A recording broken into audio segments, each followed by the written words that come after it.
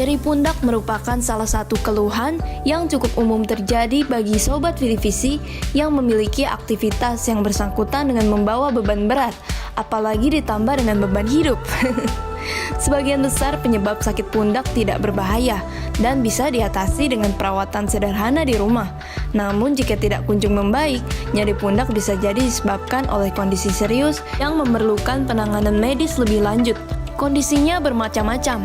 Jadi sebelum mendengar teknik simpel mengatasi nyeri pundak dari Dr. Ibrahim, kita ketahui dulu mengapa nyeri pundak bisa terjadi. Nyeri pundak sangat mungkin terjadi karena memang otot di pundak dan di tulang belakang adalah otot-otot yang berfungsi untuk mensupport tulang belakang kita.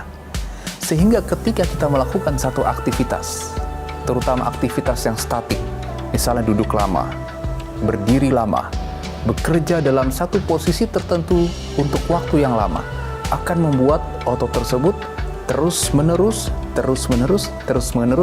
mengalami kontraksi.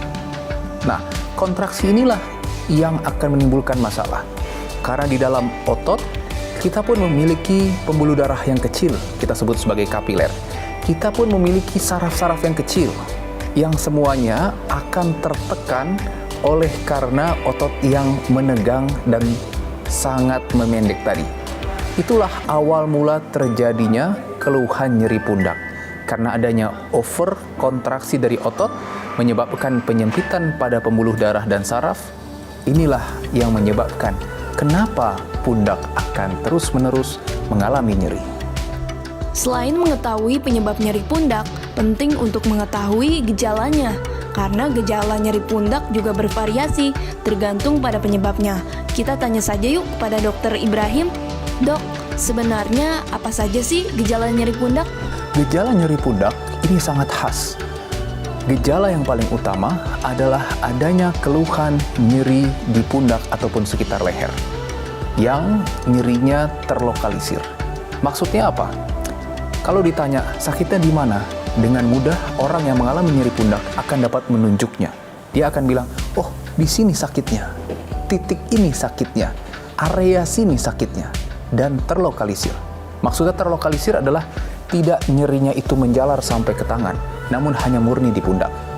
Namun betul, tanda yang kedua adalah ketika kita berikan penekanan pada pundaknya, ada kemungkinan adanya nyeri alih. Nyeri alih adalah nyeri yang menyebar dari titik yang aslinya. Misalnya kita berikan penekanan di pundak, kemudian orang tersebut atau pasien mulai merasakan juga adanya nyeri juga di sekitar tulang belikatnya.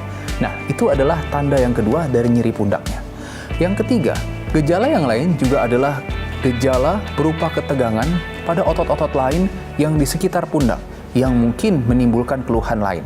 Saya kasih contoh, ketika kita mengalami nyeri pada pundak kita, otot di pundak ini adalah yang paling besar disebut otot trapezius.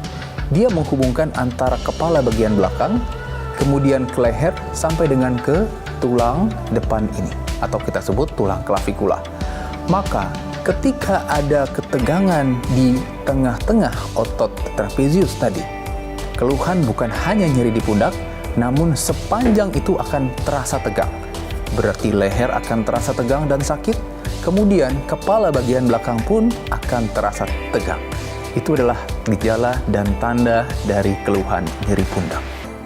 Untuk meredakan sakit pundak yang ringan, Sobat Vidivisi bisa beristirahat selama beberapa hari, membatasi pergerakan bahu, dan mengompres pundak dengan kantung es atau es yang dibungkus kain selama 15-20 menit sebanyak 3 kali sehari.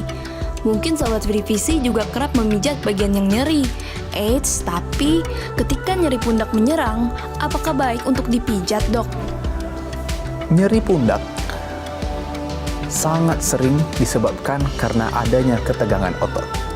Maka apapun caranya untuk membuat pundak ataupun otot yang tegang tadi bisa lebih rileks, itu boleh dilakukan. Apa yang bisa dilakukan? Misalnya, kita bisa mengoleskan gel, salep, krim, atau sesuatu di atas otot yang tegang. Tidak ada merek tertentu yang sangat spesial atau spesifik untuk ini, namun dengan rasa hangat, rasa nyaman, itu akan melemaskan ototnya. Yang kedua, kita bisa memberikan pemijatan ringan untuk mengurangi ketegangan pada otot pundaknya. Jadi tadi sudah direlaksasi dengan masas dan juga dengan gel. Sekarang kita lakukan masas searah dari ototnya, sehingga otot yang tadi memendek atau bahasa orangnya biasa bilang wrinkle, ini akan bisa kembali ke panjang normalnya. Tapi jangan lupa, yang terakhir yang terpenting adalah kita melakukan stretching atau peregangan. Karena setelah otot ini menjadi lebih rileks, lebih nyaman dengan dilakukan stretching, maka otot ini akan kembali kepada panjang normalnya, sehingga fungsinya pun akan kembali menjadi baik dibandingkan kalau hanya dilakukan pemijatan saja. Nah, ingat ya Sobat Vidivisi, hindari memijat pundak yang nyeri terlalu kencang karena beresiko menyebabkan nyeri bertambah parah. Lalu bagaimana teknik memijat untuk mengatasi nyeri pundak ya dok? Ketika Anda mengalami masalah pada sendi bahu, pada dasarnya kita tetap harus melakukan latihan untuk membuat bahu ini tidak semakin kaku. Karena kalau bahu semakin kaku, akan semakin sulit untuk digerakkan, yang tentunya keluhan nyeri pun akan semakin meningkat.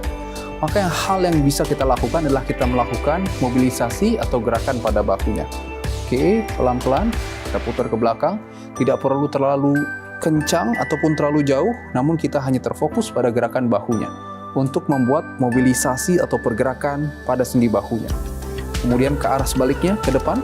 Oke, pelan-pelan rasakan sendi bahu ini dapat kita gerakkan secara luas atau secara fleksibel. Oke, terasa gerakan di sininya. Ketika ini sudah dilakukan dalam waktu 5 sampai dengan 10 menit, kita sudah siap untuk melakukan peregangan. Kita bisa mulai melakukan dengan peregangan pertama. Setelah kita melakukan mobilisasi sendi bahunya, maka kita bisa melakukan gerakan untuk mengangkat ke atas. Kita bisa berikan bantuan untuk menahan tulang belakangnya, dan kita bantu untuk gerakan ke atas seperti ini. Pastikan agar tulang ini tersupport sehingga kita bisa terfokus hanya pada gerakan di bahunya saja, tidak dengan kompensasi di tulang belakangnya. Ini adalah gerakan yang pertama. Anda bisa melakukan hold sampai dengan 6 hitungan dan diulang 10 kali repetisi. Yuk, turunkan pelan-pelan. Oke, bagus, kerasa ketarik ya. Sekarang gerakan yang kedua. Gerakan kedua adalah menempatkan kepala ke belakang dulu, membelakang dulu. Dalam posisi menutup, tetap sama seperti tadi, kita bisa berikan tahanan dan kita buka. Yuk, buka ke samping. Oke, kita bisa bantu untuk berikan tahanan dan kita buka seperti ini. Untuk merasakan adanya tarikan dan peregangan pada bahu bagian depannya. Oke, di hold ataupun ditahan sampai dengan 6 hitungan, kemudian kembali ke posisi biasa. Bagus. Ya, kembali Anda bisa melakukan 10 repetisi. Gerakan terakhir adalah mengatupkan tangan ke belakang. Oke, lurus. Dan kita bisa meminta untuk mengangkat ke atas. Yuk, angkat ke atas. Oke. Kita lihat. Oke, rasakan adanya tarikan bagian depan sampai ke belakang. Hold, ditahan sampai dengan 6 hitungan. Kemudian turunkan perlahan. Ini juga bisa dilakukan dengan 10 kali repetisi. Nah, bagaimana Sobat Vidivisi? Simpel bukan? Sobat Vidivisi bisa mengoleskan gel atau salep pada pundak, lalu melakukan pemijatan secara ringan, dan yang terpenting adalah stretching secara rutin. Namun jika nyeri leher dan pundak disertai dengan keluhan lain seperti kesemutan, nyeri menjalar hingga lengan atau tangan, atau kaki dan tangan menjadi lemah, segeralah berkonsultasi ke dokter dan menjalani pemeriksaan dan pengobatan. Sekian pembahasan mengenai bagaimana cara mengatasi nyeri pundak. Bersama saya, Dr. Ibrahim Agung, spesialis kedokteran fisik dan rehabilitasi.